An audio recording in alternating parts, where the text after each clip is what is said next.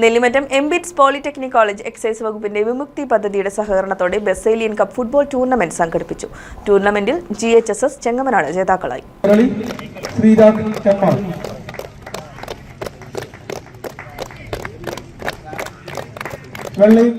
Nellimattam MBITS polytechnic college excise വകുപ്പിന്റെ വിമുക്തി പദ്ധതിയുടെ സഹകരണത്തോടെ സംഘടിപ്പിച്ച all Kerala inter school under nineteen football tournament Baselian കപ്പിൽ GHSS ചെങ്ങമനാട് ജേതാക്കളായി. ഫൈനൽ മത്സരത്തിൽ MTM-HSS പാമ്പാക്കുടയെ പെനാൽറ്റി ഷൂട്ടൌട്ടിലാണ് തോൽപ്പിച്ചത്.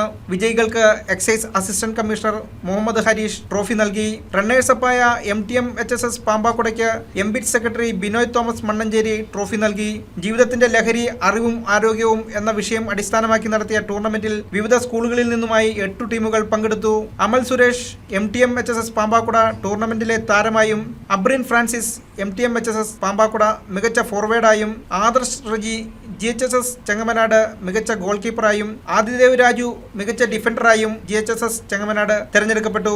MBITS college chairman Mathew Kunnassery, Kothamangalam excise assistant inspector Ibrahim KS, engineering college principal doctor Thomas George, MBA director doctor Kemthos P Paul, doctor Soly George, professor Midhun Mathew, professor Manju George, physical education staff Ajith KU, tournament coordinator professor Godly P Johny എന്നിവർ സംസാരിച്ചു. Polytechnic college principal professor Paulson Peter നന്ദിയും പറഞ്ഞു.